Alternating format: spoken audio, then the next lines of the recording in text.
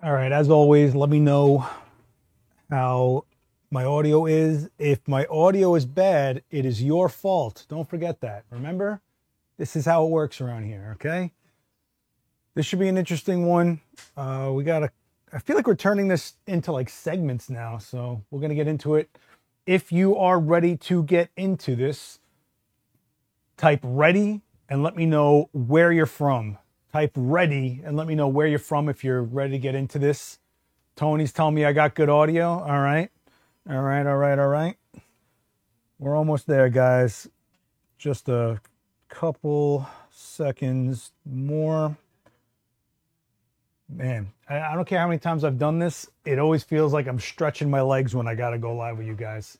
It's also a lot when you got to do it by yourself. You know what I'm saying? All right. If you guys are ready, let's go.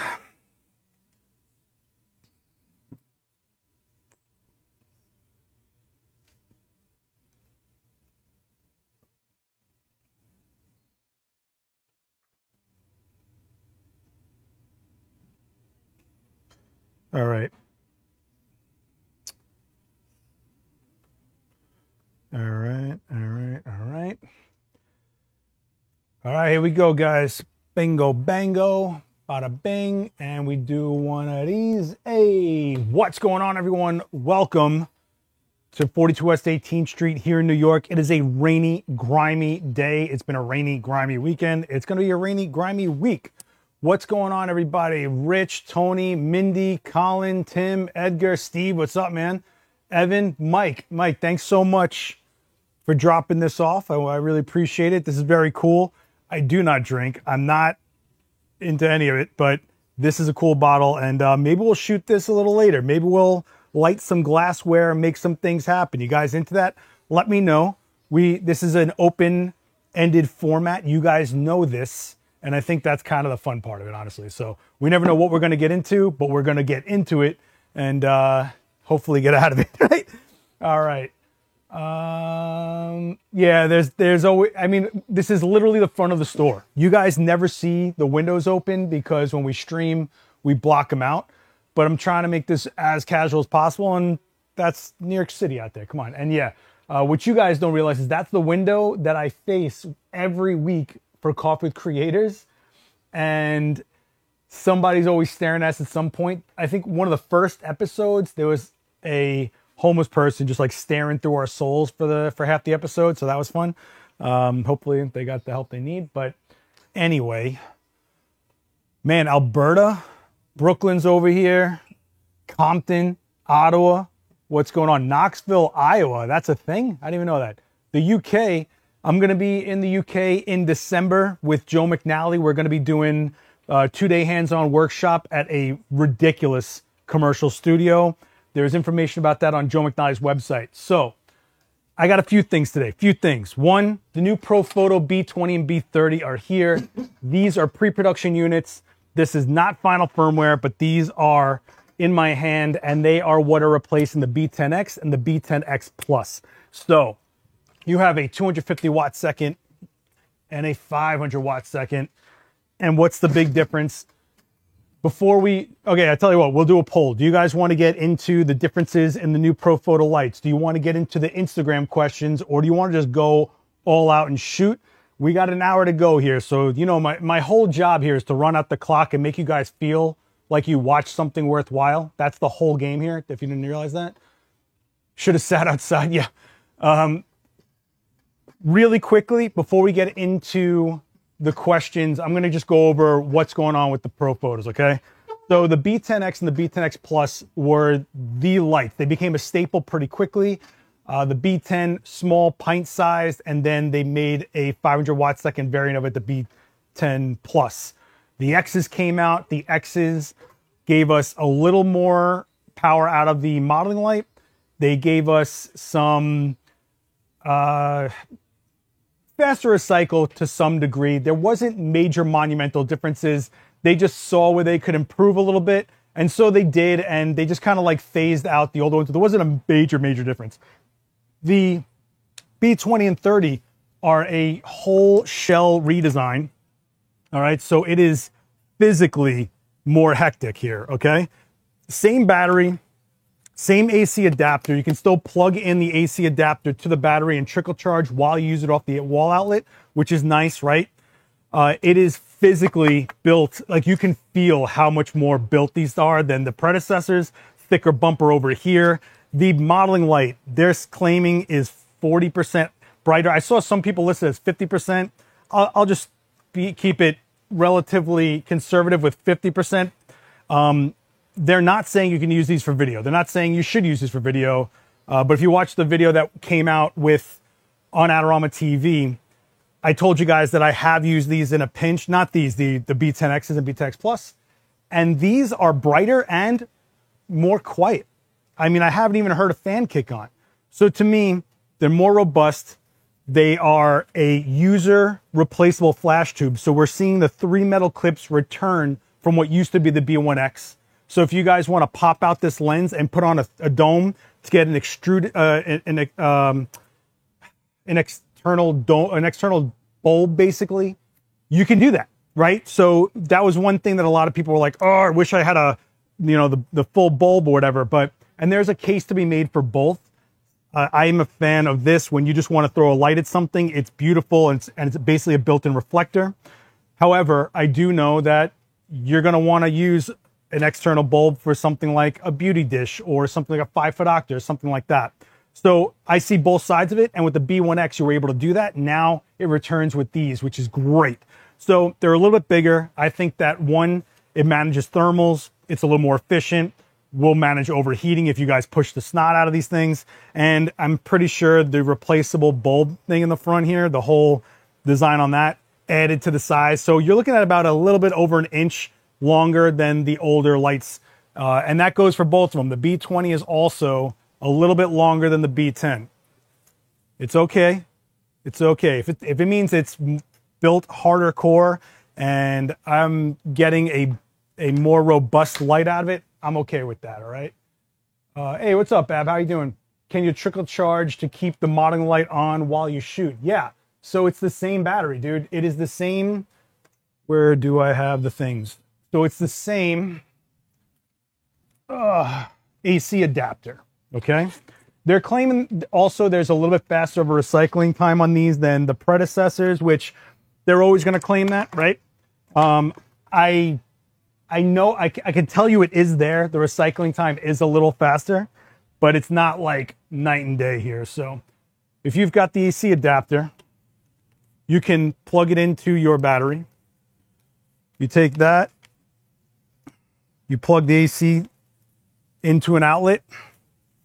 You got your battery right in here. No adapters, no nothing. And you're just running it off of a trickle charge, basically. Right? Which is great. So if you're shooting all day in the studio and you don't want to worry about the battery, you can do that.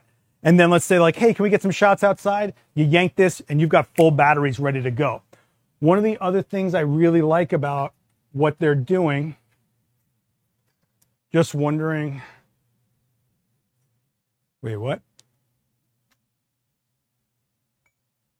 And the other thing I like about it, which is a stupid little thing, but I really appreciate it, is we saw in the Pro D3 and the Pro B3, these higher end, harder core lights, that they did this thing where if you mount the light upside down, bingo, it swaps the orientation for you. Which seems like I'm making a big deal out of this, but if you're someone like me that works crazy erratic and fast, and you look at the back of a light and it's upside down, your head's a little like, wait, what was I at? Well, it's just reading for you in the orientation you're working in. I love it. I absolutely love it. All right. What do you mean what charge it has to be at? All right. Does that make a difference for people that the modeling lights are a bit stronger? So think of it this way. If you have larger modifiers, your lights are at a farther distance, you want to use them for constant light scenarios. Not saying that you should, not saying that they're saying you should, but having a brighter light will let you do that. I have definitely lit myself for talking head videos in my studio. Whatever I was shooting, I just turned that box to me, let the monolight go full blast, and I'm at exposure and it worked perfectly fine. Now, if you tell me that it's even quieter and brighter, sold, I'm in, right? Same stand adapter, basically. right? So you got the 1/4 20 thread that you can take on or off, you know. This is basically like a giant lens in your bag, you know. I did notice that there is a safety cable loop on here that's a little different than the predecessor. Nothing major in that regard. But yeah, overall, they just made a rubberized, coated, thicker shell, harder core shell, better bumper. The sync port, which is a big deal if you want to hardline these or use third-party remotes, meaning something like a Pocket Wizard, or you're using some vintage gear or something like that that you need to hardline a sync cord to. You got it here. In the previous, we didn't have. What's the weight specs? I don't have them on me. They're probably listed somewhere. I don't know, man. They're listed somewhere. I'll look for it if you need me to. But overall, it's not straying too far from what you know as far as the lights that have been dependable, reliable, consistent, easy to work with, really clean, nice light. And let me see, the B20. And they're also, I don't think that they like gave you a tax on the fact that it's a newer light and how much it's going to cost you. So let's take a look. So this is the B20 250 watt second, the specs, and the weight is, with the battery and a stand adapter on it, is 4.3 pounds. So is it really? This feels lighter than 4.3 pounds, but if that's the spec, that's the spec, right? So I had these from the video. I was going to put out a video on my own channel with these, and I never made it. It never happened.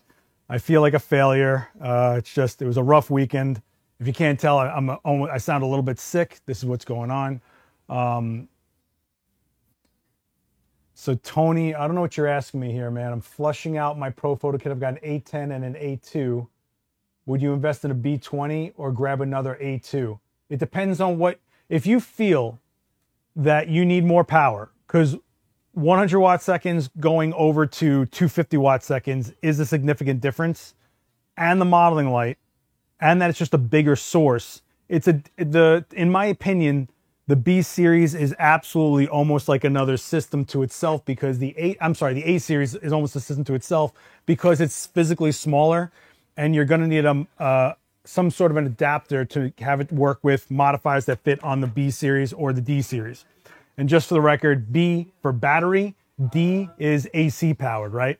So with the A series, I think they're really kind of gearing towards, look, if you want small lights, here's your small lights. And they even have the Click series modifiers where you just magnetically mount the small little soda can A light to it. If you're going in that direction, that's its own kind of world, unless you want to get adapters for the bigger modifiers, right? So that's kind of your decision as far as workflow goes, or if you need the more power. For me, I've been gravitating more and more to the B series, more and more and more. I've been mixing them into my A series kit, but that's left me open for needing adapters and things as well. So I'm kind of in flux myself, if that makes any sense in that regard, okay? So I just wanted to pull these out. Also, I guess I left this, I've been leaving all the things on. Why don't you guys tell me I'm leaving all the things on? I'm here by myself. I can't really see what I'm doing. In the long run, it's just a great light getting even better to me. It's just, I think these became a staple pretty quick, and then they kind of just gave them a little bit of a touch up, and now we have pretty much not a redesign, but it's definitely built out, you know, and it definitely feels solid as a rock. All right. All that said, this is the lights we're probably going to use today. If you guys are into this form factor, but you want to have a plug-in light that has a significantly faster recycle time, the D30 is what you're going to want to go with. D for plug-in, remember that. So I think so, Rich. I think Flashpoint has magnetic mount modifiers, yes. I don't know if they only fit certain lights and not other lights or whatever. Keep in mind, when you talk about magnetic mount anything, it's so size specific that unless it's too spec, you're risking not having a good, I want to say connection, but I want to say magnetic mount there, right? Like you're risking that it's not making a full, marriage over there, okay? Man, why am I missing words? My voice is wrecked. I'm sorry, guys. I've not been feeling great. So anyway, I'm gonna go check the Instagram questions. I didn't get that many of them. Let me take a look really quick. Meow, meow, meow. Okay, so only got a couple of questions here. So the first question I got was, when you're using a travel light stand, do you still use sandbags? Well, the reality is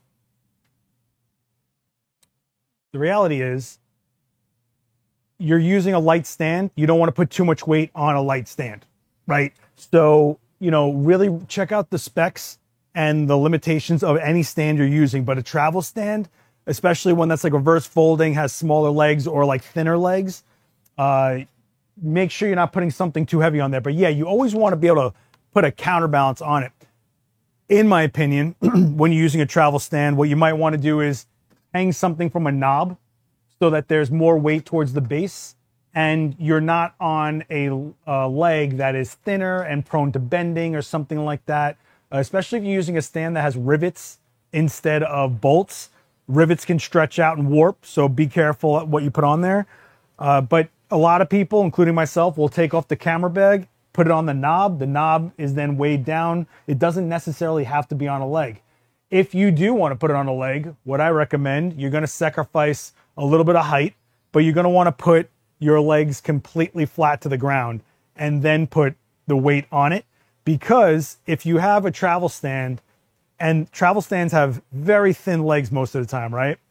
And they're at an arch like this, trying to put weight on it, one, will probably slide off and go to the ground anyway, or two, put stress on the leg and you might see some bending and warping and things going on there. So either put it flat, or if you need the height, hang something from the knob. I remember years ago, I was in the street and I just ran to a bodega really quick, got a bunch of bottles of water for everybody, and we put them in plastic bags that came from the bodega back then, and we hung them on the knobs. And that was my counterweight, and then we were done, we had water, right? So that was kind of what I used to do out in the street here in New York. Instead of lugging around weight I didn't need to lug around. There's always a bodega somewhere, right? But usually your camera bag has weight going on in there anyway, and you definitely feel it all day, so why not use it to your advantage, right? Let me just really quickly drink some tea.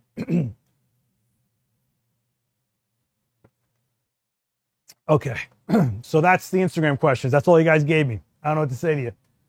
So we got some things we can get into here. I got Quinn with me as always, who we shoot with every week. I walked in today and Maury was like, hey, this guy came by and left you this thing. And Mike Carbajal gave me this anatomical heart, which goes with my personal brand. If you guys know the anatomical heart with like an eye in it, I got the, this is one of my known things. So this is very cool. And I know that lighting glassware can be tricky, especially this type of glassware that's like pretty dark, honestly, and you're trying to get some detail out of it. That water bottle trick is a great idea. It frees up my camera bag for getting stuff I forgot to grab. But think about it this way. If you put your camera bag on here and you say, oh, I forgot to grab that thing. One, how far away do you think that light stand is going to be from you? How crazy is that going to be? Two, what do you desperately need out of that bag really quickly? So, whatever works for you, right? Do you take honey or tea with your Do you take honey with your tea? I don't ever put sugar in anything I drink. I've never been that way. You'll rarely see me drinking soda, very rarely. So I don't put anything in. I just do green tea straight up. I also don't know how much honey in tea does for you anyway, right? Because it dissolves. It's like, it's not coating my throat or something. It's just dissolving and making like a sugar. I don't know. Anyway, so check this out. I brought 2 camera systems to mess with today. Yep, that's right. Two. I've got the Nikon Z6 III, which you guys see I bring with me for these all the time. It's an easy camera to carry around. It's got a lot of punch.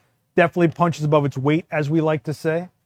And then I brought my GFX 100 II with a few lenses.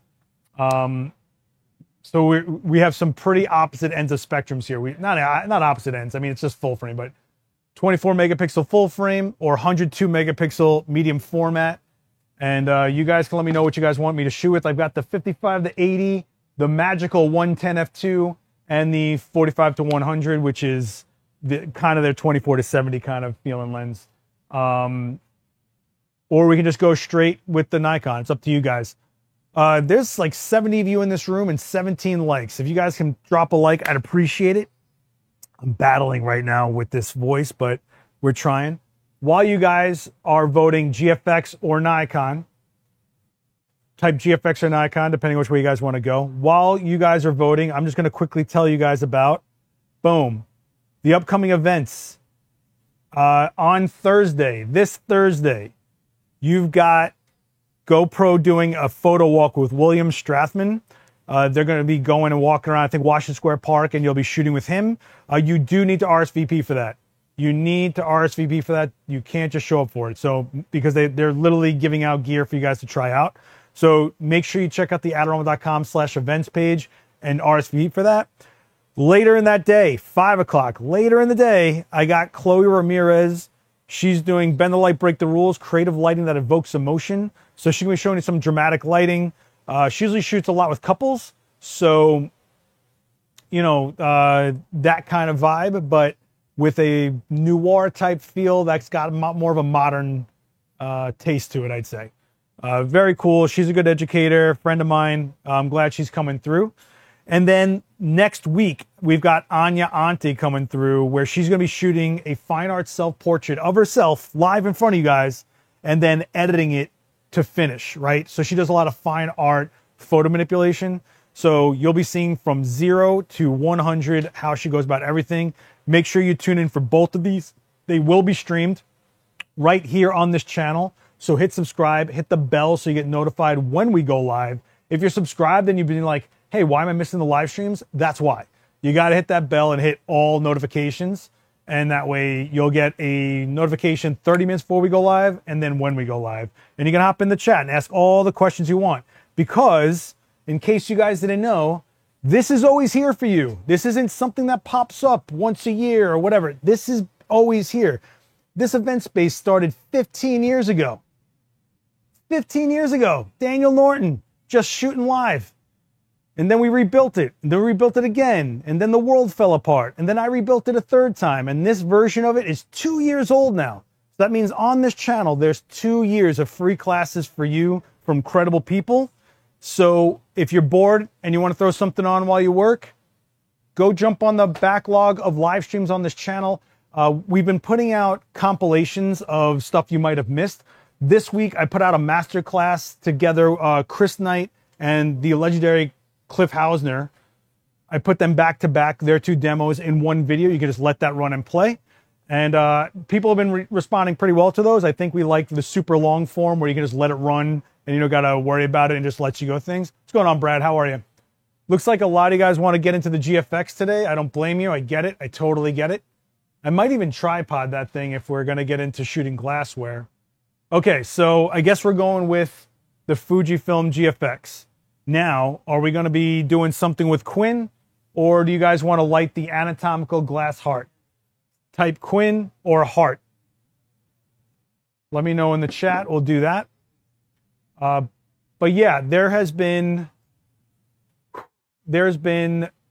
such great demos right where I'm standing, and you can watch them back. They're sitting there. The chats are available for replay, and you have the compilations available for just like mixtapes that we let run. And I try to clean up the live streams a little bit for you guys, like clean up the audio a little bit. Live is live, right? So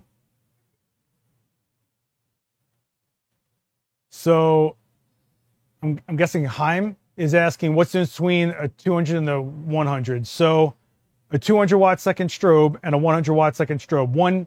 There's form factor differences. Let me see if I can pull these up. Explore 100. Let me see if I can get it. Flashpoint. Let me see. Flashpoint 100. So there's this, and then there's the Flashpoint Evolve 200.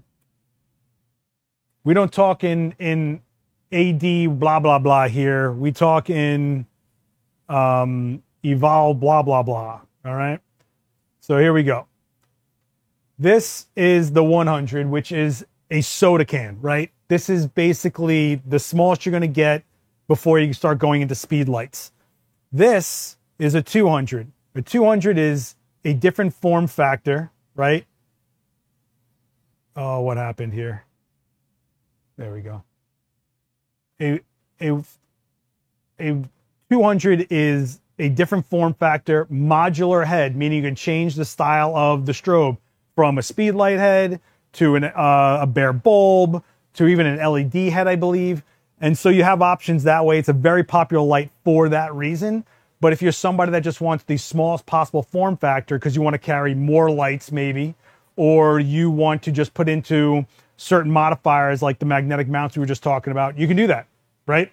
So the choice is really about power and form factor. I think the whole thing about the 100 is that it is as small as you're going to get, you know? And that kind of turns into like a little bit of its own system. You can use an S bracket, S as in Seth, right? To mount a Bowens mount to anything modifier wise. So if you're looking at bigger modifiers or you already own modifiers that are Bowens mount, you get an S2 bracket, I believe, and it physically clamps down on whatever light, including the 100 or the 200, and you can mount a light that way, you know? Does that answer your question? I hope that does. I hope that does. All right. So I got heart. Wow, Quinn, I think you got a day off. I'm sorry, kid. Well, I didn't plan for this. I kind of knew you guys were going to go this way, and then we haven't done a glassware thing in a while. So let's build this shot, shall we? First of all, let me build my camera because my GFX comes in like parts because I build it like it's a sniper rifle. All right, so first I put on my EVF. You guys all right? So the first thing I do is I put on my EVF. I go click. Ooh, so nice, so nice. And then I put on my grip because I find that the tethering with where the USB port, I find it's just better with the grip. Plus, I just like having a bigger camera sometimes. And now I've got my complete GFX 102. I have the 55 1.7 on here. This we might change. Not 100% sure. It's kind of like a 40 something millimeter if you think about field of view. But we're going to put this over here for now. All right, let's build a setup, all right? The first thing we got to do is build our pedestal for our glassware. So if this is my glassware, we're going to want to shoot at level with it. We don't want to be fighting with this thing. I mean, I'm a fan of perfectly eye level when it comes to tabletop. Shooting down, I don't think is the best scenario unless you're going to project through the glass and make some sort of projection like a stained glass type of look. And shooting upwards, you can easily lose detail and depth of field when you're shooting a bottle. So for me, I start off eye level. If we start getting creative and shifting perspective points, we can do that. But like always, I say start off straightforward and then veer off the path as we get going. Does that make sense to you guys? Yeah, I do take off the EVF so that it's more packed down. It's just a bigger camera, and if I can make it fit more stuff together in my backpack, then I'll do that, and that's kind of what I go with. So let's build a pedestal for this. The first thing I'm going to do, sorry, Quinn, I know you got the day off. I know. You'll still get your day rate, I promise. I'm going to take this this utility cart I got here because it's here, and why not? Got the famous Adorama bag, though, that carries like 10 tons of stuff. If you guys come to New York, you stop by Adorama, make sure you get one of these, like, IKEA-type bags, I call them. You guys with me so far? You guys with me? So the first thing, if I just shoot to this, it's going to be, oh, whoops. Why did someone tell me that I had the thing still up? You guys got to tell me to clear the screen. Somebody's in charge of telling me to clear the screen from now on. All right, guys? You guys still with me? I feel like this chat is completely stagnant. Am I wrong? Am I wrong? You guys here? All right.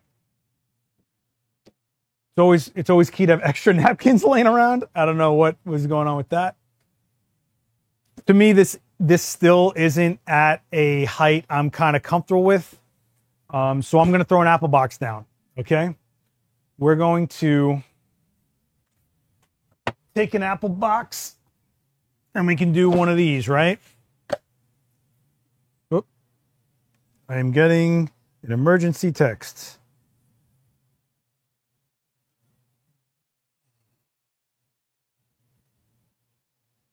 Sorry, guys. This is what live is. Okay. So we've got a bunch of options when it comes to apple boxes, right? Like bada bing, or bada bing. For those of you who don't know, come on, you've got to be kidding me. There's actually names for these configurations, right? So I'm not even making this up. When someone's on set and they say, I need an apple box in New York, this is what they mean. When we do this, it's LA. And when we do this, it's Chicago. I'm not even making this up. You guys can Google this or whatever, but this is Chicago, LA. Once I heard someone call this Texas, but I don't think that's ever come up again. Or New York. So we're going to start off with LA because it's going to give us the most surface area to be a platform. All right. But now if we're going to put this glassware on here, not too appealing, right? I mean, I don't know. I'm not really into shooting on this wood, but we're going to start off there so that you guys can see how we evolved this to be a little more elevated. Okay. I just learned about the apple box configuration thing, New York, Chicago, and LA. It's a real thing. It's a real thing. Okay. So, oh my gosh. I got the 250 watt. I got the 500 watt second light.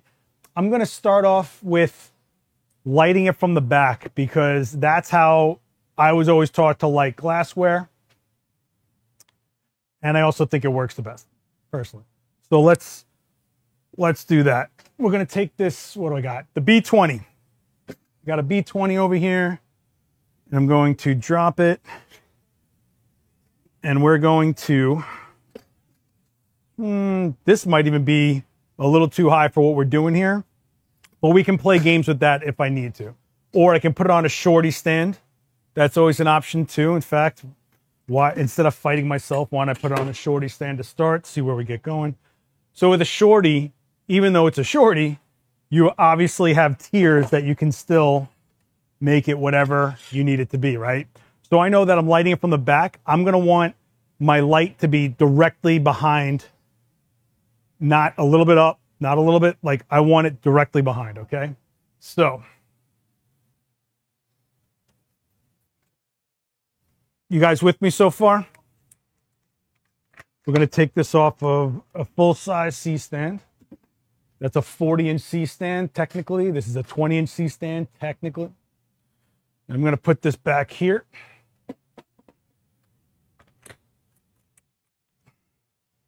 And I don't need it this tall, so why don't we drop it like that? So the reason I don't have a modifier on right now is because personally the way I like to work is I look at where my physical light is, right? Should I change angles for you guys? Would this help a little bit better? So if I go to here, nope, not here. Does that help? So what I do is I physically look at the light and see if it's in line, right, with my subject, because whatever modifier put on from here will just be equal from the center. Like an octabank will be equal from the center. So the center is where I really want to figure things out. I could put on the modeling light if I wanted to, but it really seems like I'm pretty much dead on, right? Okay. Okay.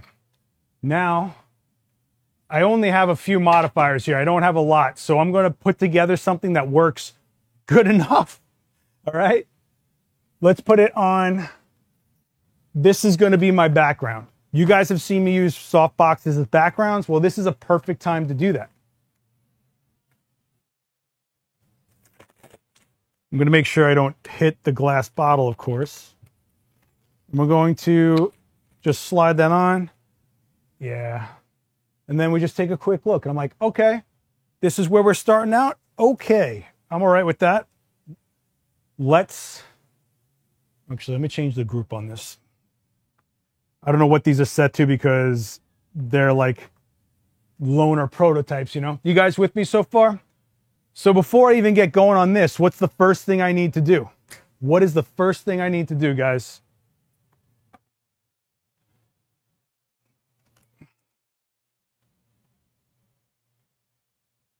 What's the first thing? We're going to start off with this 55, which is like a 40-something millimeter, but I got a feeling we're going to change to a longer lens. In fact, what I would normally do is work with a zoom lens. If I felt that I was settling in at a certain focal length, I might switch to a different black frame. That's right. We're going to eliminate the space, the light in the space. I'm going to shoot. Sorry, guys. I'm going to shoot. Man. I'm going to shoot at ISO 80 because that's the lowest ISO that this camera goes to in its range. I'm going to shoot at 1/60th, which is a flash sync pretty much. And we're going to close down to, I don't know. What do we want to close down to? Let's do f8. So the reason I'm going to go with f8 is, one, I don't want to have shallow depth of field when I'm doing a product shot. I want to see the product, right? This is what even focus stacking exists for. Focus stacking is so that you can take multiple shots at different focal points, then in post merge them together so you have this infinite depth of field look to it. That's how you shoot macro watches and stuff like that. When you have a macro lens, it's very shallow depth of field. So how do you get the whole watch face in focus? You do focus stacking. We're not doing focus stacking today. As much as I love you guys, we're just not doing that. So let's take a quick black frame shot here. You guys okay? Let me know if you're okay, all right? This is not a leaf shutter camera, no. This is a focal plane shutter. If this was leaf shutter, one, the lenses would be astronomically more expensive and bigger. So one of the advantages to the GFX system is you're getting a medium format. Oh, I'm sorry, it is 125. You're right. You called me on that. You're right, Vega. What was I talking about? Oh, one of the advantages of the GFX system to me is that it makes these ridiculously high expensive medium format type tools accessible financially, all right? We might, Brad, how about you don't spoil the way I got to do this, Brad? Come on, man. Okay. We're going to close this. We're going to close this. Where's my tether? Where is my tether? Where's my tether? Okay, there it is. Okay. So let's see where we're at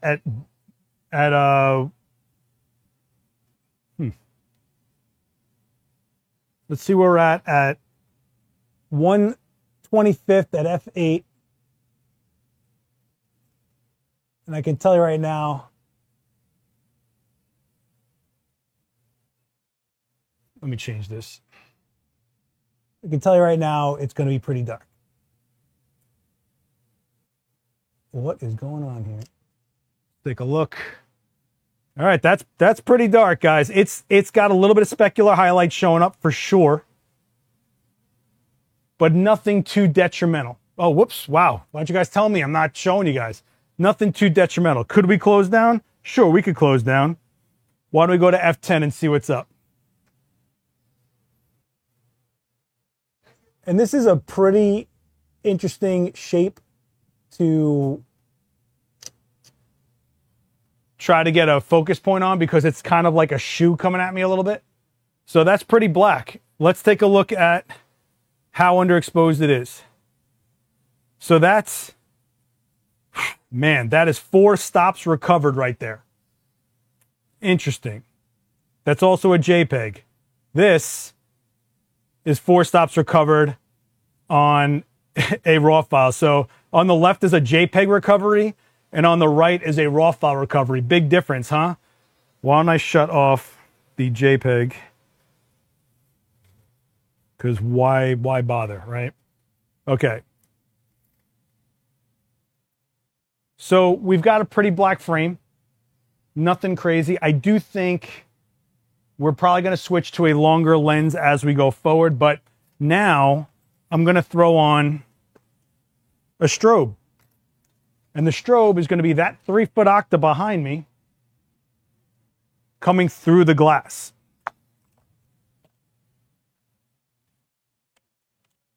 Let's put this guy on. Bada bing. I'm going to go into, let's make sure nothing else is on. Nothing else is on. Okay, so the light back there, I set to group B for background, just to keep my head together, you know what I'm saying? And let's take a look at what we get in TTL. Let's just throw TTL at it. Throw some TTL at it. See what we get. You know what? Let me turn off face and eye detection. That might be smart. There we go. Take a look. TTL's not wrong. I'm looking over here and it's giving me something, right? But it doesn't look that cool. If I turn it a little bit, maybe get some of those ventricles going on. Maybe we'll see something a little different. Let's see. Let's take a look.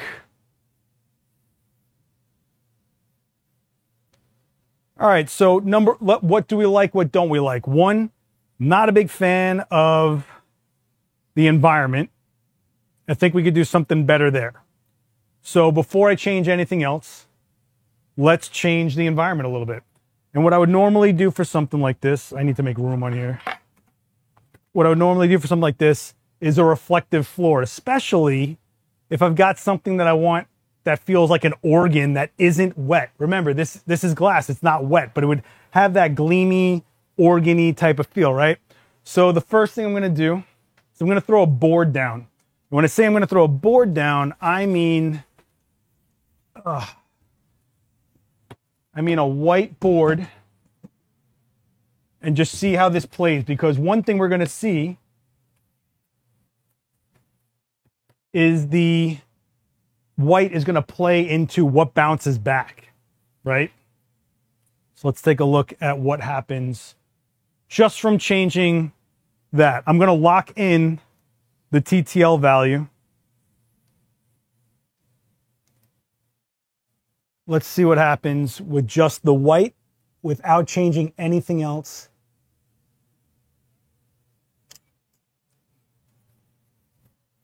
That's a significant difference, guys. Look at that. That's a significant difference, and we're already looking pretty good, right? But I think we can make it a little more stylized better, and I also think we can light this better, okay? Use the Brooklyn reflectors. Nah, the Brooklyn reflector doesn't have enough space on it that's just pure white. You're going to see the blue printing on it or whatever. So now, because I anticipated you guys were going to say, let's shoot the glass, I went over to the drawers over here at Adorama and I looked at the giant gels that you can buy, right? I wanted to get like a rusty, chocolatey kind of color, but I couldn't find one that was big enough. So I got this blood red, or I got this purple, and I figured we could either go gothy or we could go vampiric. Huh? So, in the chat, do you want to go red or you want to go purple? Let me know. In the chat, purple or red. While you do that, I'm going to set up the second light. Second light. Yep, we're doing a second light, kids. I don't want to hear it. I don't want to hear it. Red or purple in the chat. Let's go. Let's go. Activate your decision-making skills, kids. I got purple. I got purple. Wow. People, purple. Wow. You guys, I'm totally thrown. I thought you guys were going to go all on the red. We can try both, right? So 1, 2, 3. Wow. Purple. Everybody's going purple. Okay. We're doing purple. This is a sure twist. So here's the thing about what I'm doing here. This makes a reflective floor just by using a gel. So you're going to want to use a gel that doesn't have a lot of dents in it, obviously, right? Obviously. And you're going to want to have some lead, right? So you're going to want to, would the top view help you guys out better if I did this? So you're going to want some lead. Like I always do a 1/3 rule, like 1/3 behind, 2/3 in front, just to get me started. And let's see what we get. Obviously, with the colored gel, things are going to bounce back. And we might get some color shift, but let's see what happens. I'm not changing anything on the light. Nothing on the light. Let's see. I'm having a hard time picking a focus point, but okay. Let's take a look. Oh, yeah. Look at that. We were starting here, guys, and we're already over here. We are seeing a bit of a seam there, right? It's not changing the color of the glass too much. In fact, if you look at the difference between the white and the purple, not too much, right? We're doing okay. We're doing okay because there's so much overexposure happening through here that by the time that purple is even trying to register against red, right? It's not doing much. So we're okay. We're okay. I'm not a fan of the seam in the background. I like things to burn away. So the way I fix this, and it might take a couple tries, is I put the gel off of the board closer to the light. And then I move my subject a little bit off of that, right? This is where the closed down aperture is working against us because it's actually making that background a little bit more in focus than we would like it to be. We could relax the aperture and make it a little bit more open. We will get a little bit of ambient light in here, which I don't think would be the worst thing in the world. But let's take a look at how this goes like this. Let's take a look. I don't know where to focus on this thing, I'll be honest. And why is it refocusing when I'm trying to get it to not refocus? Let's see. Focus, bada bing. Let's take a look. All right, that seam is definitely farther away now. That seam is definitely getting broken apart, right? Because now we have light breaking that horizon line, right? I'm wondering if I even need a side light on this. I was going to use a front light on it, but I'm kind of thinking I don't need it. I do think we're going to play this game, right? Either we drop down the exposure of that backlight so that we get more detail in the glass, but that's also going to bring up this horizon line, which I'm seeing. I don't know if you guys are seeing it, right? But look at all that detail. We got air bubbles going on in this thing. We got veining going on in this thing. We're doing all right.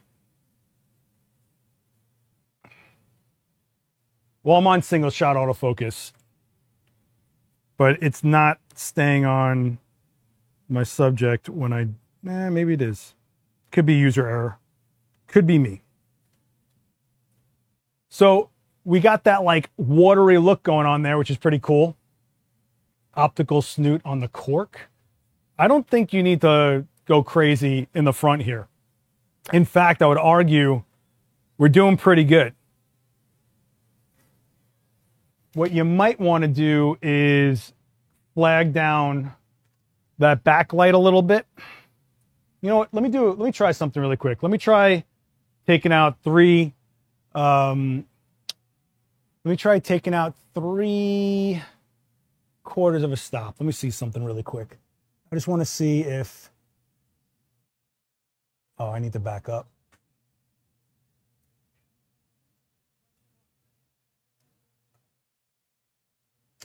Let's take a look. Yeah, it didn't really do too much. Didn't really do too much. It's a little overexposed. I'm going to cool down that backlight a little bit. I'm going to take a stop out of it and just see what happens really quick. Oh, the AFS was user error. I have the lock was off on the vertical part and I was crushing it. So that's a stop off. That's a stop difference. And we see that horizon, but we do get a lot more of that glass to come through, right? Let's throw a front light at it and see what we get here. Let's just see what happens here. So I got this light right here. Because what I'm going to say is we have a chance here. Keep in mind, I just saw this thing, right? Mike just dropped this thing off. Mike, you still in the chat? Mike dropped this thing off. It was handed to me this morning. I'm like, let's try to shoot this thing live. Because why not be a total masochist, right? Why not? I'm going to turn this guy on. I'm going to put it in group A. I'm going to throw a sandbag on this light. Maybe even two, because this is a prototype and I don't want Profoto calling me if something hits the ground. Quinn, I'm going to have to ask you to move over a little bit, sweetheart. Thank you so much. We'll get dinner. I know. Yeah, I want to see that movie too, but we'll talk about it. I don't know. Yeah, it should be pretty. I know. That's what the reviews said, but I don't know. I got this, a 1x3. With the 1x3, with a grid on it, what I can do, actually, I should start without the grid, to be honest. What I can do is kind of put a blade of light down, right? So we're going to, oh, I did not tighten that enough. Okay. What I'm going to do is I'm going to shut off that backlight. And we're just going to get a TTL with this gridded strip box. Shut off the backlight. Go into TTL on group A, and let's just see what we get here.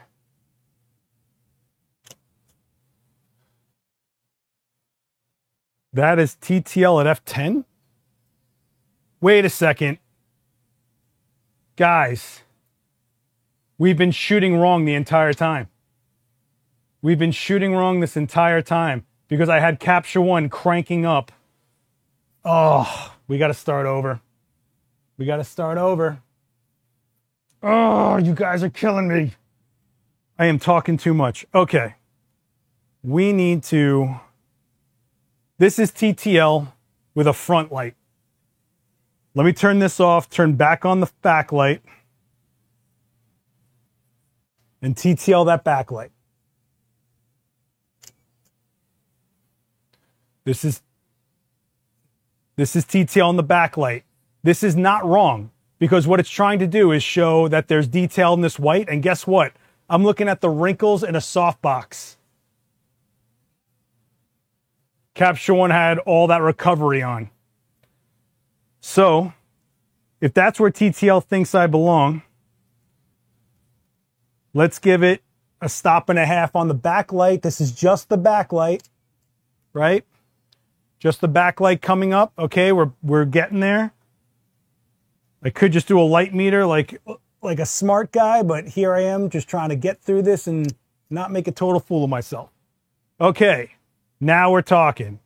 Now we're talking. That is looking like a pretty cool shot so far. I think we could do a little bit more. This is where I'm going to cheat. You ready? Here's me cheating. I'm going to take this gel, and instead of having that horizon just be underneath, I'm going to move it back, and I'm going to bend the gel up a little bit. So I got like this micro swoop going on, and then the light should blow through that.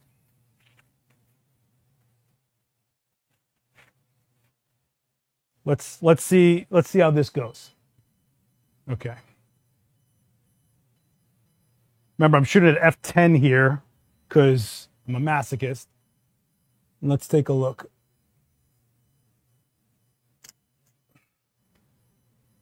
Not working out. It probably would have worked out if it wasn't a colored gel. If it was just like acrylic or, what do you call it? Plexi. So now I'm going to bend it down and see what happens. Really quick. All right. Bending it down definitely helps out that horizon line for sure, without a doubt. But we are losing some of that purple, right? And that's because if you notice, the purple's getting darker as we go to the bottom, which I think is cool. But if I want that, I can just move the bottle closer to me here so that it's more towards the darker purple area of the gel that's on the ground right here, right? Let's take a look. That's looking pretty cool. Looking pretty cool. Let's throw in the front light. Let's do it, since we moved the bottle, let's do a TTL reading on that. TTL reading on the front light only. Did I not turn? I turned the head off like an idiot. Wait a second. I turned the head off. That was me turning the head off. That wasn't a misfire. I'm an idiot. Welcome to being live and in the weeds. Okay, so we're seeing the specular highlight of the light, which is the grid. Let's put these two together, and I guarantee you it's going to be too much light, and we're going to dial something down, because now we're mixing a whole bunch of stuff.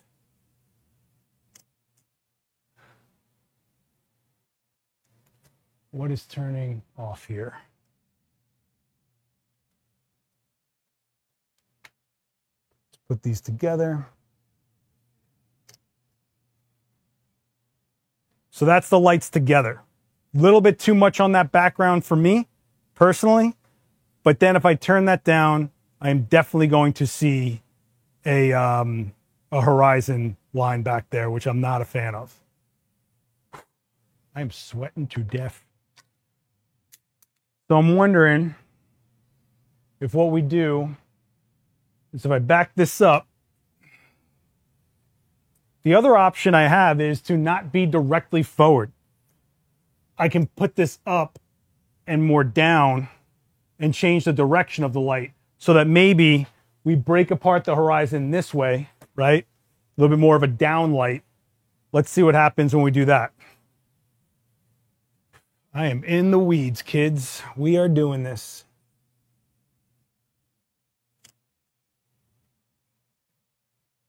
That did make a difference. I do think the front light is a little harsh. We're getting a little fogging going on here. So I'm going to take down that front light by a half a stop about.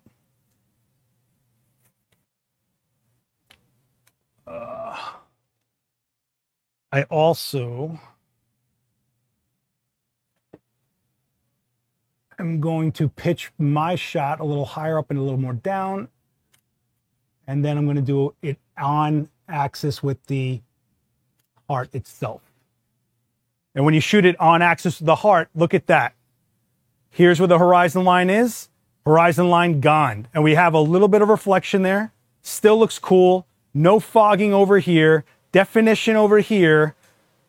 We do have the grid making a bit of a catch light, but you know what though? I can actually change the shape of the catch light, because instead of it going like this, we can do this. And then we can change instead it to kind of match the curve of the heart a little bit more, right? Let's see if I can do that. I'm gonna make this like completely diagonal.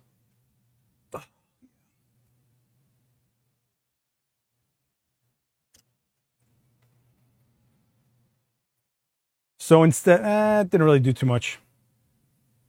You can see the difference in the catch light. Goes a little bit more with the shape of the I want to call that a ventricle, maybe. And so if I shoot straight forward, not down, maybe even a little pitched up, right? Maybe even a little pitched up. That horizon line goes away. What just happened here? Oh, my thumb hit the thing like an idiot. My thumb hit the thing like an idiot, guys. My thumb hit the thing like an idiot.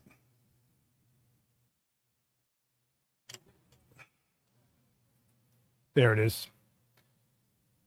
See how it's all been user error? That's because of me. Can someone give me a bigger breakdown on TTL? Okay, let's talk about TTL. TTL is through the lens metering. TTL. Through the lens metering. And when you are in that mode, your light fires a pre-measured amount of light. It's always the same amount of light. And when it fires, your camera's measuring that amount of light and going, it's either too dark or too light based on my settings. If I'm at f8 and it is underexposed, it's going to tell your strobe, hey, I need 2 stops, 3 stops, whatever. It's going to actually change the power of your strobe. If I was overexposed, it would be like, whoa, that's way too much light, and it would drop it down to match the settings I'm at in my camera. So you're using your camera's meter based on a pre-measured amount of pretty flash coming back at the camera. It happens in milliseconds, all right? Remember, the power of your light isn't your exposure. The power of your light fluctuates to get to the exposure you're setting in your camera. F8, F4, F8, less light has to come out of here. F8, more light has to come out of here. F4, less light has to come out of here. And it's just measuring how much less or more it needs and setting it to that based on what's reflecting back to camera. Okay. Ugh. So that's not looking too bad for just straight up kind of going for it haphazardly here. I'm not hating it. Do you guys want to try the red? You want to try the red gel? See what happens with the red? Oh, Heidi's got a question. I'm sorry.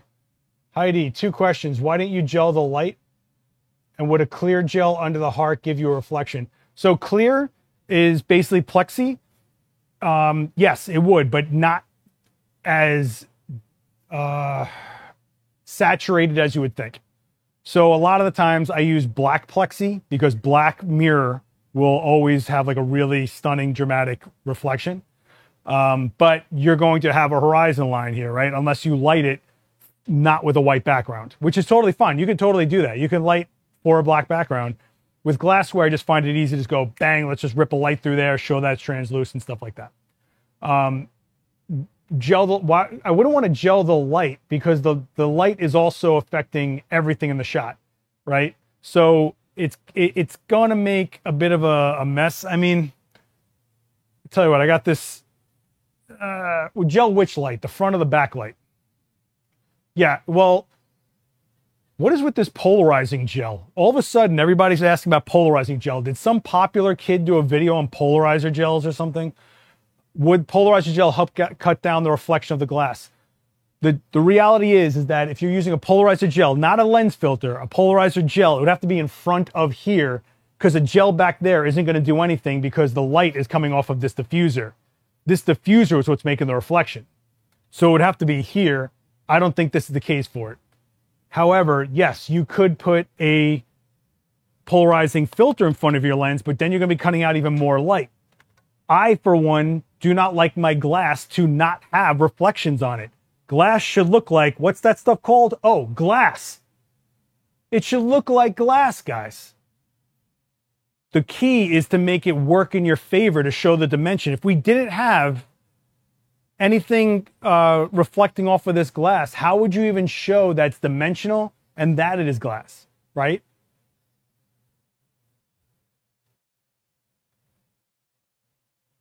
So, I mean, this is definitely like a little less of an obvious way to use gels, but it is definitely a way I've always used them. We can throw down the red gel and see what the difference would be, though. So if I take off, now that I'm moving everything, it'll be all messed up again, but whatever. Oh, man. People do not know what it is like talking every step out to people who are not in the room while you are shooting. And someone's going to leave a comment that, this guy doesn't know what he's doing, meow. And I'm going to be like, cool, you shoot live, homeboy. All right. This gel is actually slightly smaller, so I don't have as much. We can do black cards on both sides, but the reason I'm not doing it is, Dan, I'm already seeing black on both sides. We don't need to overkill it here. I don't think that you need, like, look, the fact that we're seeing these little veins come up, you need more definition? You need more definition? Come on. This is all your fault, Mike. I didn't plan on doing this today. I thought I was going to be like, I'll just shoot with my girl. I'll shoot with my girl Quinn, meow. And that's with the red. So the red hyper saturates the reflection, right? It's a banged up gel. It's a little bent on the back there, but I kind of like the purple for the reason that we're getting this different color shadow going on here, right? Here, it just looks like it's like candy, you know?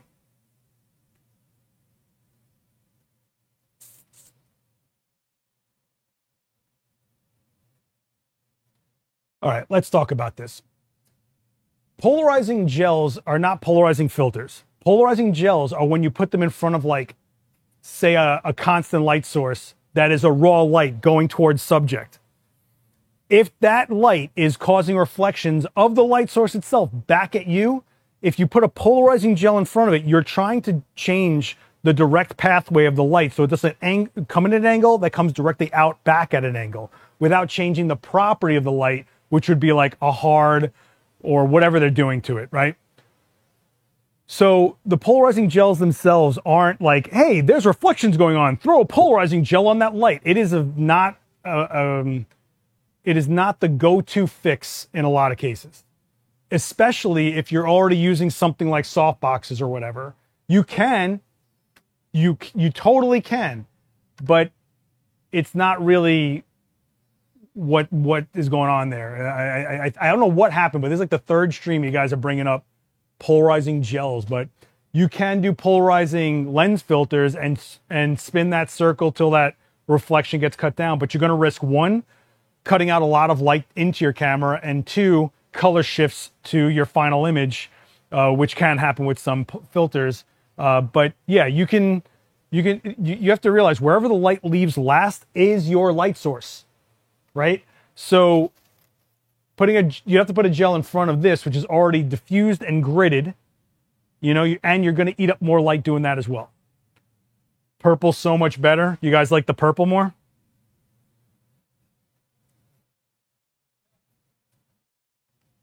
This is a shoot, by the way, I would do on a tripod so I stay consistent, you know?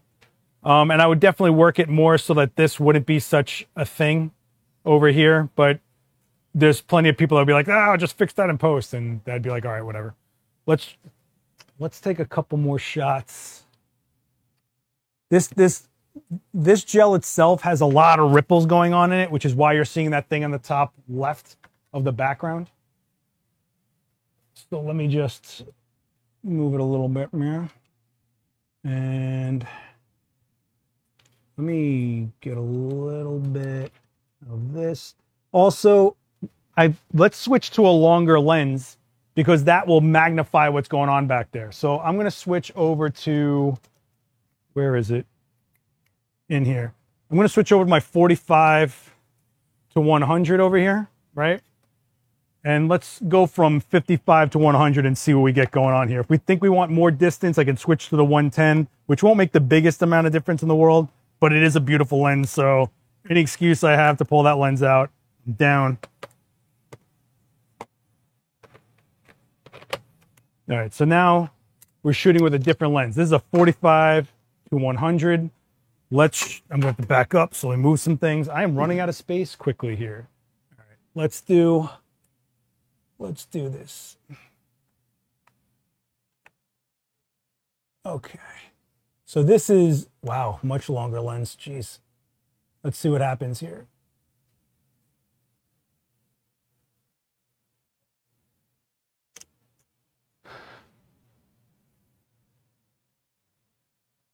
That backlight went a little bananas on me.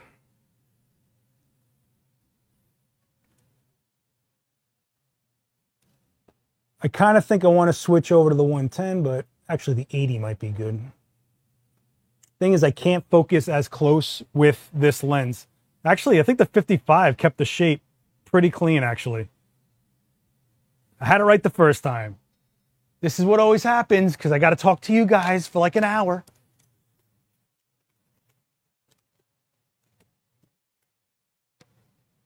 Yeah, I kind of like the 55. I think that's a better look for this guy over here.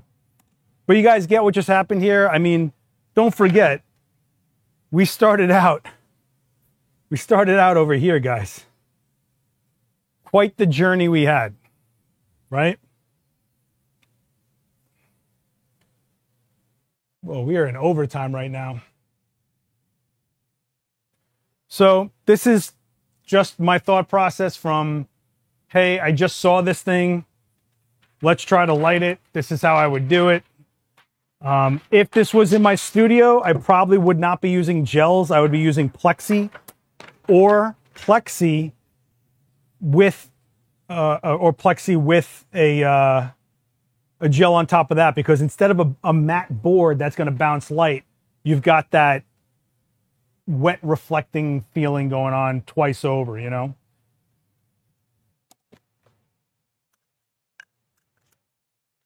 The other thing about this 55 is that it actually focuses closer than the 45 to 100, so it helps me out in that regard as well. So I think it's, oh, what happened? I just went to go shoot it and it's gone. But I mean, you could literally throw whatever you want in there and shoot, and you got yourself a product shot. So this is something you guys can set up and leave set up, right? I also probably would not be putting fingerprints all over every little thing that I got going on here, you know?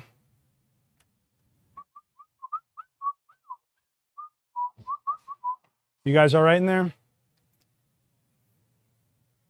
Why do I now have 7 sheets of gel?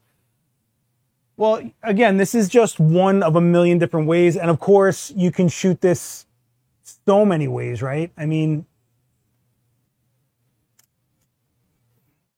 right? I hate that horizon line so much, so much.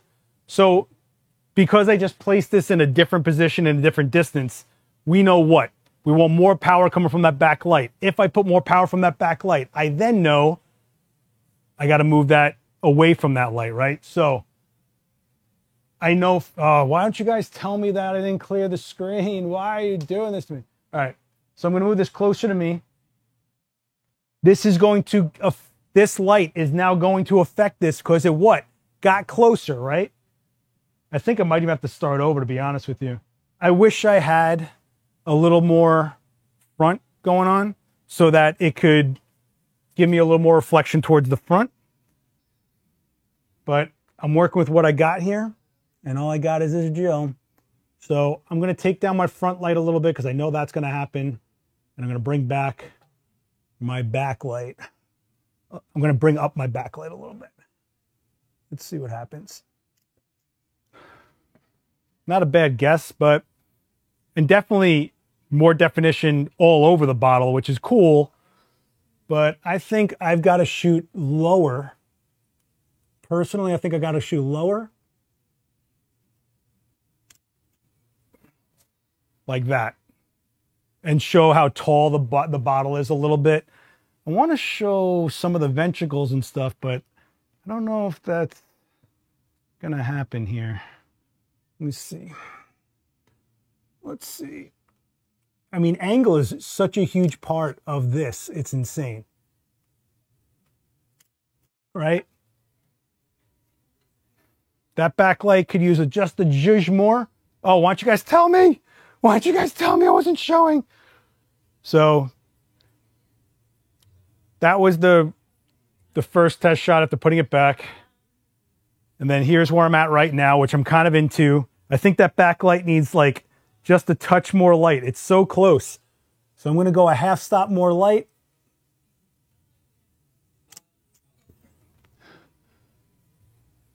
And now that horizon line's going away. I really don't like the face of this bottle this way. I think it's better. It's better this way. It's a weird shape. I know it's an anatomical heart, but it's also like not. So now we're shooting at like almost across the gel, right? Look at that. Clean, clean, clean. That's how we want this. How does it look on its side? Like, does it look cool like this? Let's see what this looks like. Oh, that's wild. Okay, let's see what this looks like, guys. Nah. Nah. Now you're seeing the bottom of the bottle. I'm not into it. I'm not into it. Let's do it like this. Why am I still shooting this bottle for you guys? How did I get stuck in this? That backlight maybe could go down a little bit. Let's see what happens when I take down the highlights. About half a stop. All right, so I'm going to take down that backlight. A third of a stop. I'm going to take some edge off of this front light by a third of a stop. And let's see what we get. Let's take a look. What is going on here? Something. Let me try that again really quick. Yeah, there we go. That's looking pretty good to me. We got definition on the bottle. We have a reflection going on with like a weird purple tinge to it. I'm kind of all right with this. If you touch the diffuser to the back edge of the gel, wouldn't it get rid of the horizon line? That's what I did before, but I'm backing it up because I'm taking the edge of that. And I mean the edge, meaning the hot spot of that light down a little bit just by moving it, which changes the spread, not just like the power of it, okay? Will it balance on the cap? No, it definitely won't balance on the cap. Definitely won't. Maybe, would have been cool to put a goldfish in there though, huh? I once had to shoot a glass Buddha head with a whole bunch of goldfish in it, and those fish were freaking out from the strobe, so I had to like dial it in and get like 3 shots and then let them calm down because they were like, what is all this flashing? And I only did like 3 or 4 frames with them, but I remember having to shoot that and it was really tough. It wasn't an easy shot.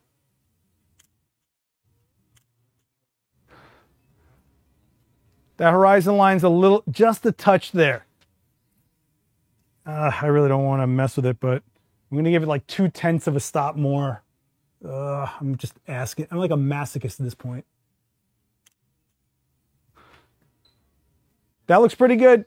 I think we're okay for what we're doing here, right? We've got definition all over the place, right? I do feel like, let me see what happens when we shut off that front light. I just want to see really quickly what that front light's even doing. Because what I might be able to do is just put a card in there. Yeah, that's a big difference actually. Yeah, that's a big difference. I tell you what we'll do. I'm going to put that front light back in, right? But I'm going to walk it more overhead of the bottle itself. Okay? So instead of it banging in front, it's more directly overhead. Let's see what happens here.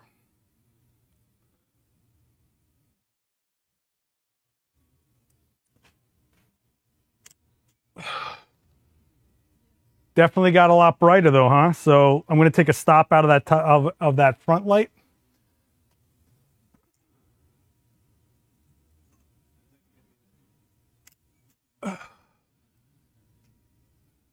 That's a lot of light we lost there, huh?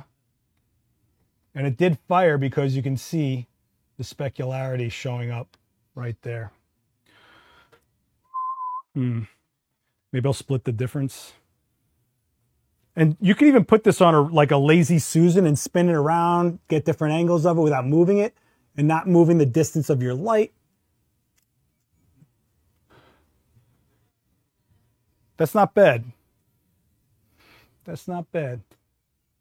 I'm going to give it a little more light. I don't know. I feel like that cap needs to come up a little bit, you know? I feel like the cap needs, I don't know why I'm going all in for this thing or why I'm still shooting, but this is what I do for you guys. So if you're new here, hit subscribe. We get into these things all the time. That's not bad. That's not bad, guys. Look at it. It's nice and wavy on the bottom. Got that little bit of that weird purple tinge to it, but still, you know, considering the fact that we started off here, we started off on a freaking box. Not bad, guys. That's looking pretty good. I think I would have liked a little bit more light on the cap, but at that point, I probably am splitting hairs. I think what I'm going to, why am I doing this to myself?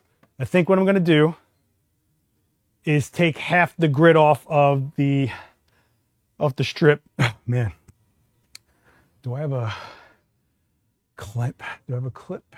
Do I have the clip? Man, I am so sweaty, so sweaty. I just need a clip. I think I know where I got a clip. Let me see if I can do this. I'm going to take off half the grid so that whatever would be on the top of the bottle is now a full diffusion. You know what? I think I can actually, yeah, I'll just do this. I'll just Velcro that to that. Okay. Half the grid, right? Let me see. Is it on camera 2 maybe? Yeah, so camera 2. Okay. So camera 2 will show it. Half the grid, right? So that we get right onto the what do you call it? The cap. Man, guys, I am fading fast. I am what the kids would call fading fast. Let's see.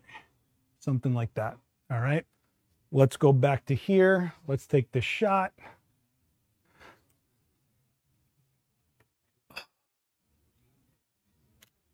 See if the difference is there. Yeah, that's a difference.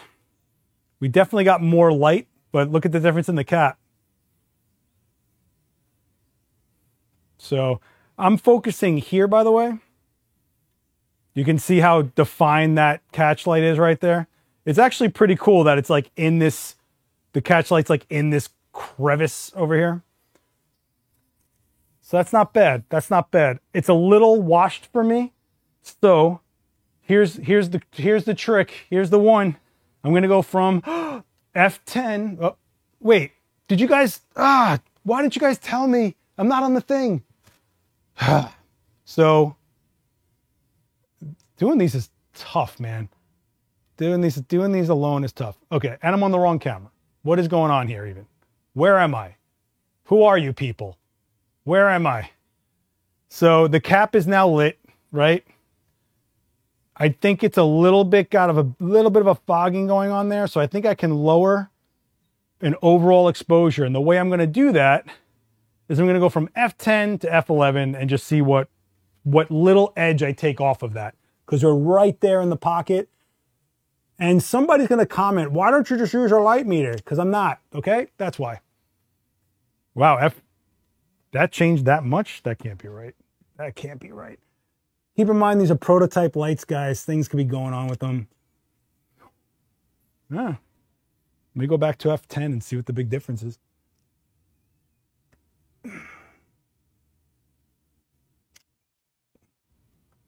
Wow, F10 to F10 to F11, huh? Look at that difference. I'm not hating F11, but I don't like that horizon line, so I'm going to give it a little bit of zhuzh on the back. So we go to the F11, we take a little, nah, it's too much zhuzh, too much zhuzh. I should have just hit a light meter on this thing. Someone's going to leave a comment that I didn't use a light meter. That looks pretty good. Looks pretty good. Purple gradation. I mean, for throwing this together out of nothing, not too bad, right? I walked in, Maury was like, this guy gave you this bottle. And here we are, guys. From I should have just used a light meter. Do I have a light meter? Do I have a light meter? I tell you what, let's use a light meter and see what happens. Let me see if I have a light meter. All right. So let me see if this has any power to it. I don't know. We're just going for it now. I don't care. It's a rainy, gross day. I'm drenched in sweat now. This place is a wreck. This is all you guys. All right, so we are shooting at 125th f80 at ISO 80. I'm going to take a quick... Nope. Let's do... See, but the difference is that here's the difference, and this is exactly what Ab Cisse was talking about in his amazing demo last week, right? This is now giving me a reading of f18 behind the bottle. However, if you look, we're not just lighting the bottle here. I'm trying to get rid of this horizon line. So if I were to lower the power of that light to get to f11, that horizon line is going to come more into play. So while there might be a correct exposure, like Ab just said this past week, there's creative exposure. So that's kind of the license I'm taking here. I just want to get a meter reading in the front here. And the front light is reading f7, right? So technically there isn't a lot of light coming out from the front. If we wanted to, maybe I'll give a little bit more light to the front. And what that might do is one, light the cap, and two, might take down that horizon line in the back just enough. So let's see if I'm right on this.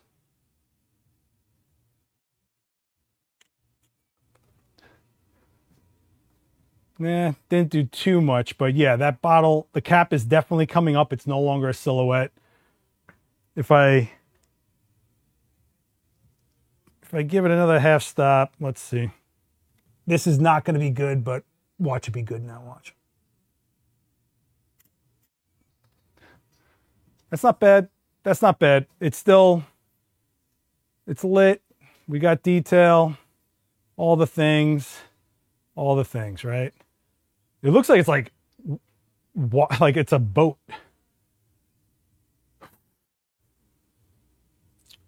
Incident meter or reflective meter with translucent subject. So I think when you talk about translucent subjects, you have to realize that whatever you're throwing down as a meter is looking at the light falling upon your subject. If you're trying to measure the light coming through it as a transmission, what you'd really want to do is measure this way, which isn't what I would do, but if you really wanted to, you could measure through the glass this way. So if I take a meter reading this way, it's reading f7 through the glass. I'll even shut off the front light.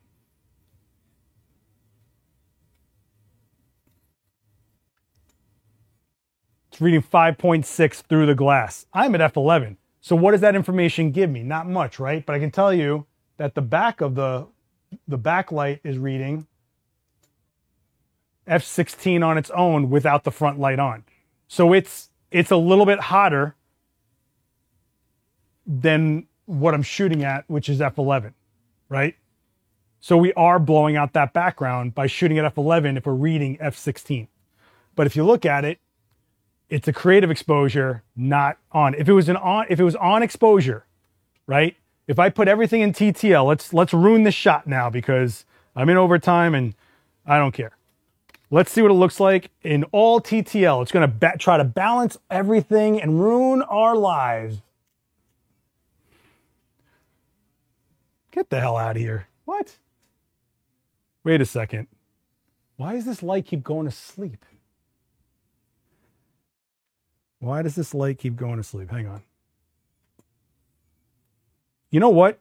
I just realized these are prototype lights, and this is a trigger that has not had any firmware updates. We're probably running into some things here. That's what TTL is telling me. If I shut off the front light and I TTL the back, that's what it's giving me. If I turn off the back light and I TTL the front,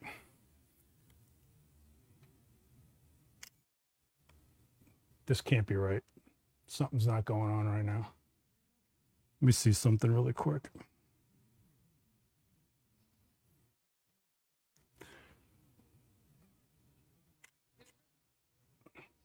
Something's not right.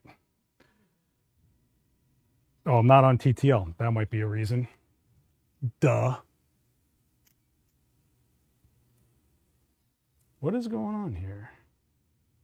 Oh, you know what just happened? I went into high-speed sync by accident.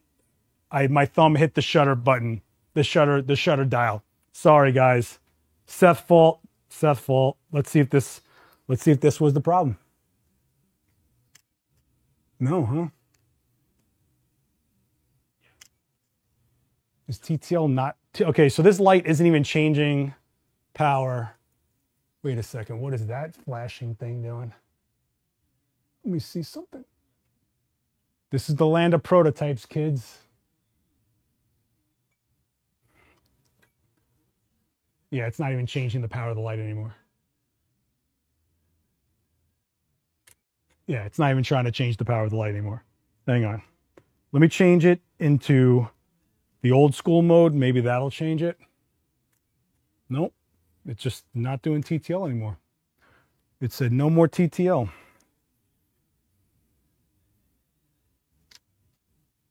Huh. Is the battery going or the battery dead? Let me check. The battery is at red. So let me see. Let me change the battery and see if that does anything. Welcome to my life of pre-released gear, guys. All right, let's shut this off.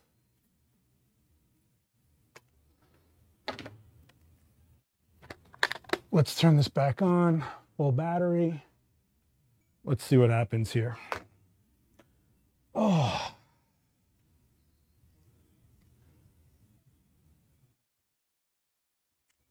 Nope. No. I think something's not sitting. Oh, wait a second. Was the remote off the... Oh, you guys, you won't believe this. You won't believe this. The remote was half off the shoe. I'm an idiot. This guy is an idiot. So that's TTL. Let me put on the back light. We'll do both lights on TTL. So this is what TTL thinks is a proper exposure. Here's the exposure we've been leaning on. Completely different, right? Man, I feel so dumb, but this happens, right? I didn't have it on the shoe all the way, so that means all the pins weren't making the contact, which means the communication wasn't there. My fault. Totally my fault. This was a rough stream, guys. But you know what? It has to stay out here forever because that's what I subject myself to. Oh, my God. But hey, that's what we ended up in the end. I think we did a pretty cool shot, you know? I think that's pretty cool. Got two different versions here. So this is pretty balanced. This is without a front light. And then this is a little bit brighter. You can see that there's fogging happening over here. But I think it looks pretty cool. Whew. Man, this was brutal. Can't wait to see the comments on this one. Can't wait for some veteran photographer to tell me, oh, you should have done this. Love those guys. Love all of you. But do you see what we did here? We made more choices towards style than towards technical. Because if you want to get technical, this is technically a balanced shot because we're looking at a white substrate that isn't getting blown out of detail, right? We're seeing a front light showing you actual color density of glass, which would then transcend light. And that's exactly what an on exposure would look like. But we decided, nah, yo, I want this to rip through. I mean, we're probably 3+ stops overexposed on that back, you know. Actually, I can tell you, it is, 1, 2, 3. Yeah, three, a little over 3 stops underexposed on that, overexposed on the ones that we're doing, right? But we made decisions because where we started was a bunch of wood. Where are you? Was this just a backlight ripping forward?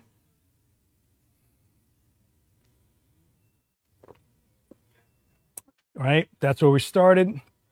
We were shooting wrong the whole time because nobody caught that one, right? And we ended up here. If we did not end up in a better place than we started, that's when we're doing something wrong. But when it comes to style, you know, that's up to you guys. Oh man, this was sweaty. I am drenched right now. Everybody get what happened there? You know what I kind of want to try? I kind of want to try putting the red gel on that back light and just nuking this whole thing and seeing if we can get the shadow to make the contrast. You guys want to go for that? Because that's going to be a whole process. Let's get that red gel because I'm a masochist. Let me throw it. You know what? Throw it.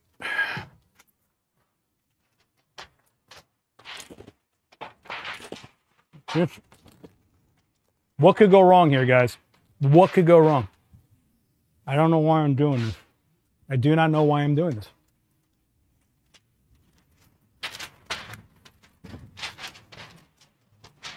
Well, the reality, Brian, is imagine doing this on film. I would have done this. I wouldn't have messed around as much. I would have metered and I would have gotten probably Polaroids going. And the whole point is to make decisions, less decisions to get to an end result, right? So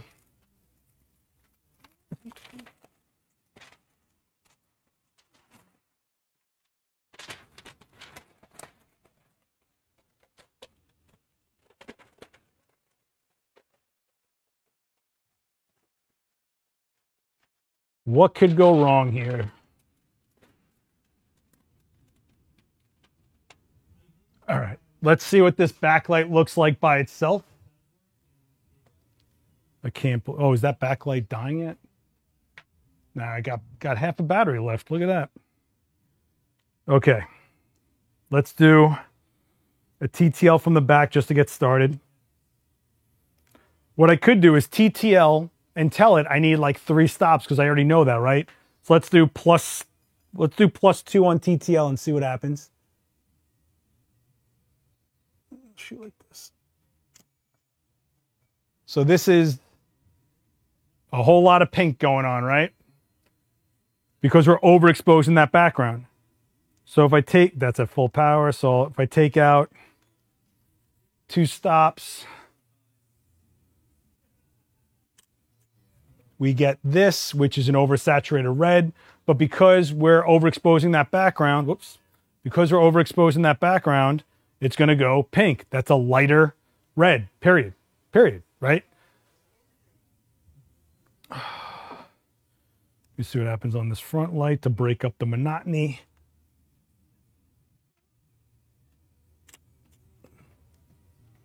Yeah, don't like it. Not a fan. Or because I'm trying to end this stream, what if I take the purple gel and throw it in the key light? Why not? We're living the dream here, guys. We're living the dream. So red on the back, purple on the front. Everything's gonna go haywire. That's what we do. We're live and we're just messing around, right? Let's see what happens. Oh, the gel just fell. This is gonna be horrible and dumb, but if it makes anybody angry in the comments, I'm all for it. Let's shut off this backlight. And let's give some light to the front here. Yeah, that ate up a ton of light. So let's do TTL on the front. That is a purple light, if I ever saw one, right? Put on B. Let's see what we get. Just a big old mess. Just a big old mess. Or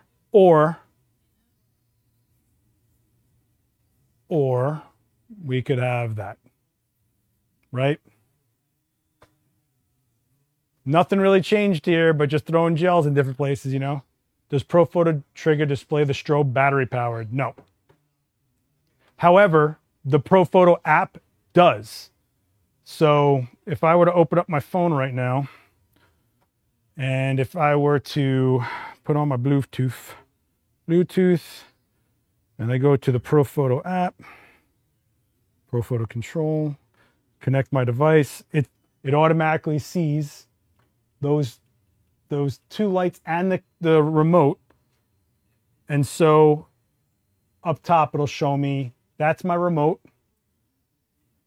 And then this is the strobe. So if I hit the strobe, I've got all the power. I can, right? From my phone, I can test. I can change the modeling light. I can do whatever I got to do, right? So whatever you can do on the back of the light, anything inside there, you can do. Nope, I don't want to register these lights. I don't own them. You know, so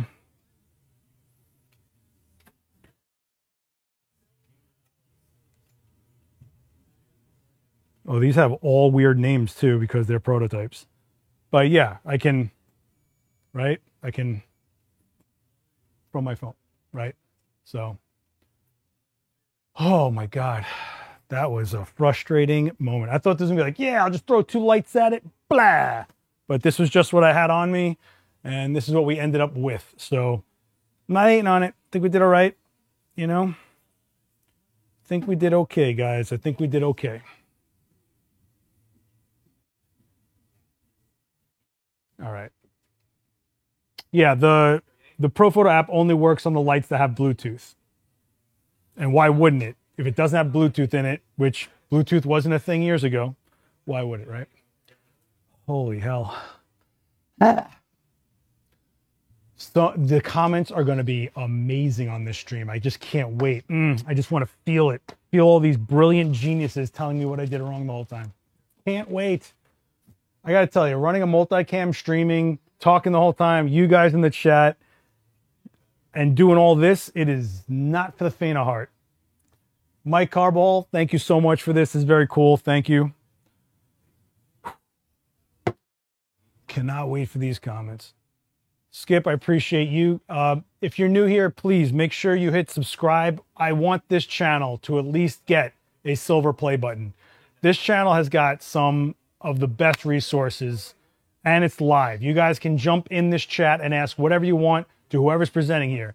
Joe McNally, Lindsay Adler, Ab Cisse, myself. The list is massive on here. Chris Knight. We had Phil Penman in here, Amy Touchette. You know, it's just nuts what's available on here, okay, guys? So just, you know, we're trying real hard here to give you guys whatever we can every day, all the time, every week, not just once every 2 years or stuff that's just product, right? So I hope you guys realize that this is a resource you can always find and come back to, and it's here. And, you know, I built this space for us as a real community spot. There are things that aren't even streamed that happen here, like meetups, all sorts of stuff. And that's real community, right? So that's the house that was built here. Come be part of it one way or another. Hitting subscribe is a way to do that. Hitting the bell so you can jump in these chats, sharing these videos around, dropping a comment. You know, just make sure you support whatever is going on out there that you want to have stick around. And that's this channel. And don't forget, guys, when you guys decide to make your purchase or whatever, going with Adorama, at least trying first, is supporting this. And it's supporting people just like you. I got kids behind these sales counters that are working here between gigs. That's our industry. That's who you're supporting. I'm looking at two of my young guys right here behind the lighting counter that are hungry and are always talking about the jobs they're doing on the weekends. You guys are a part of that, supporting this place, okay? And supporting this place could be easy as growing these channels and engaging. So hitting like, all the stuff. Boy, this is going to be, I'm just thinking about all the comments that are about to hit me over the next week. I might have to go live again just to do a cleaner demo to kind of brush this one off a little bit. Feel a little filthy right now. Also, mind you, I just want to say, never heard the fans kick on in either of these lights the whole time. So that was great. I just wish, you know, I checked the remote instead of being a mook, you know, that'd have been great. Oh, by the way, guys, the Adorama Discord is officially back. Make sure you go to adorama.com/Discord. Go to the rules, hit OK, and you guys can then chat all you want, share work, make sure it's PG. Don't, you know, come on. You can ask questions. There's a lot of people in there. I want to get some life back in the Adorama Discord so that when we're not live, you have yet another resource and another place to go to where you can not live in a vacuum. You know, Heidi, you're shooting on the beach. I want to see those shots in the Discord. You guys are getting new gear and trying it out. Throw it in the Discord. You guys have questions about what's going on inside your camera. Get in the Discord, you know? Jacob, I do not want to start this demo from the beginning no matter what I do, okay? This is not the demo to do it on. If you guys want to check out my work, you can check it out right here. Last X Witness on everything social. I'm talking Instagram. Man, I'm like tired. Instagram, my own channel, Twitter, Blue Sky, Threads, all of it. Man, I'm shutting down right now. Any chance we could get the link? The Discord link is in this description or adorama.com/Discord. In fact, maybe I can chuck that in the chat really quick. Adorama.com/Discord. And remember, that Discord is only as alive as you guys make it, right? So share, answer, be good to each other. If you are toxic, I will kick you out. I will throw you out of this Discord. I do not care. Man, I am just... All right, so that's the Discord link. Man, I am not feeling well. I have got to get another shirt. This is drenched. Listen, be good to each other, okay? This week, Thursday, Chloe Ramirez is going to be right here where I'm standing, showing you guys dramatic, creative lighting. She's great. Like her a lot. This is the first time she's shooting here. She's talked here in the past, but the first time she's shooting it, let's make her feel welcome, all right? And Anya Ante is next week, okay? So she's going to be doing a self-portrait from start to finish and doing some like fine art editing to it, like creative editing, photo manipulation stuff. Make sure you stick around for that one as well. The GoPro photo walk is Thursday as well in the morning. You do need to, it's so hot in here. You do need to RSVP for that one. You can't just show up. And Dan Norton is back on the 26th, I believe. Is that a Thursday? The 26th? Sounds like a Thursday, right? 5 p.m. Eastern. You know how Dan does it. I mean, he's the guy that started this. So you know what you're in for. Last questions, guys. Last questions. All fair. All fair. All right. Go easy on me in the comments if you're watching this back live. I can't watch everything. I got so much going on here. I really wish I kept an eye on that Capture One. Really wish I kept an eye on my remote over here. That's my fault. Anyway, my name is Seth Miranda. Make sure you check out all this stuff here, and make sure you check out make sure you scan this to subscribe to this channel. I don't know. They might be providing memory cards, but why not, right? A memory card is this. So maybe it's a micro SD, obviously. But yeah, so I would bring one, but they might be giving them. I'm not sure. Read the event description. Man, I just want to like shave my head. I got to tell you, like, this is killing me. Oh, I need to find pizza or pasta, and I need to watch Monday Night Raw and shut my brain off. By the way, Ron Killings is on another level. I'm so excited for him. I can't wait to see what he's going to get into in the storyline. If you don't like pro wrestling, I don't care. All right. All right. Oh, Wednesday, Cough with Creators. my guest, Vanessa Joy. This one is not live. I couldn't get her here on a Wednesday, so this is pre-recorded, but it's Vanessa Joy. I've known her forever, and I don't even know what we talked about anymore, but make sure you check that one out. And check out the Chris Buck episode that happened recently. I think that was one of our best episodes. He's such a good photographer and an amazing insight and does some really high-end celebrity work. Why can't I sign off? It is 2 o'clock. Have I been live for 2 hours? I got 10 minutes till it's 2 hours. Should I just go for the whole 2 hours? Last call for questions. Might as well, right? Right, Quinn? I know. This is what I get for not shooting with you. This was a rough one, man. This should not have been this rough. This should not have been this rough. If I didn't get to an end result, then I would have been really irritated. But we got to an end result. It worked out. It looks good. I don't know. I don't know anymore. Oh my God, it looks so gross out there. 2 hours. I just beat that, Dan. Was anybody around when I did the 7-hour-long live stream for PPA? That was crazy. It was all on small strobes, 7 hours, you know? Make it a record, go for 3. I'm not doing 3 hours, guys. I want to go home. In fact, I just want to eat something more than anything. But my voice is really not okay. I don't know what happened. I don't know if I woke up sick or whatever. Man, these lights are pretty tough though. I mean, not even warm. And I had those modern lights cranking the whole time. So, all right. I guess we'll call it there, guys. I hope I see you in these chats for Chloe, for Daniel, for Anya. I hope I see you in those comments. I hope I see you around here filling these chairs when you're in town. What's the t-shirt? Oh, Kim's Video. You guys don't know what Kim's Video is? So Kim's Video is this guy's video collection on St. Mark Street here in New York. It was like the most rare, craziest tapes you've ever seen of like indie films that were very hard to find. I remember buying a bunch of documentaries from him when I was a kid. And unfortunately, that place had to close.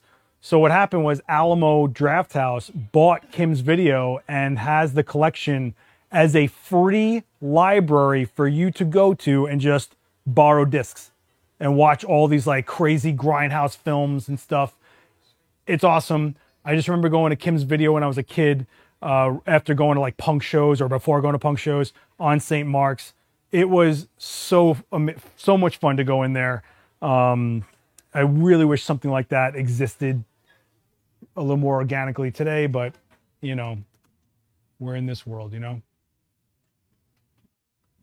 Listen, me and Dan go at each other all the time. We are constantly in competition with each other. No, I'm just kidding. I'd like to think we irritate each other just enough to make each other better. Does that make sense? I love Dan. It is not an understatement to say that Daniel Norton is endless with his knowledge and experience. I've known Dan for so long, and he still pops up with like random stuff. I was like, oh, like what? But that's the kind of guy Daniel is. He's like Yoda mixed with the professor from Futurama. They're all the same guy. Man. Oh, go lie down and take care of yourself. Yeah. Dan versus Seth wrestling match is what we need. Dan would die of asthma before we even got started. Are you kidding me? I love Dan, but anyway, make sure you guys check out my channel. I'm trying to get back to it. It's been a huge challenge.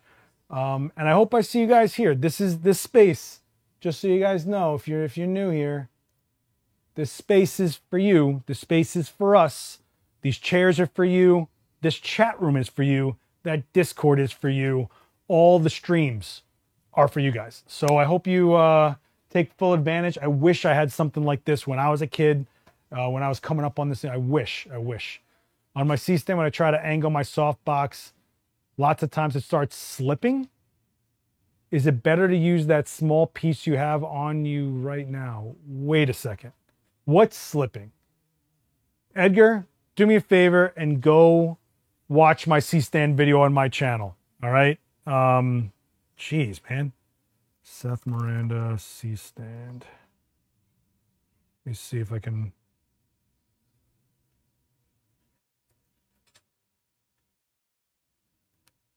Watch that. If it doesn't answer your question, that's another story. But watch that video. All right. Also, keep in mind there are some C stands that if they aren't like pro grade, the finish on an arm, like especially, I always tell people if they're gonna go budget on C stands, don't get any that are a color because they're not like electroplated or whatever. They are just paint, and what can happen is that the paint wears down and it starts slipping. It actually becomes like a waxy lubricant that makes it even more dangerous. So do yourself a favor. One, stick to chrome. Two, hopefully it's real chrome, depending. There are some real shady brands out there.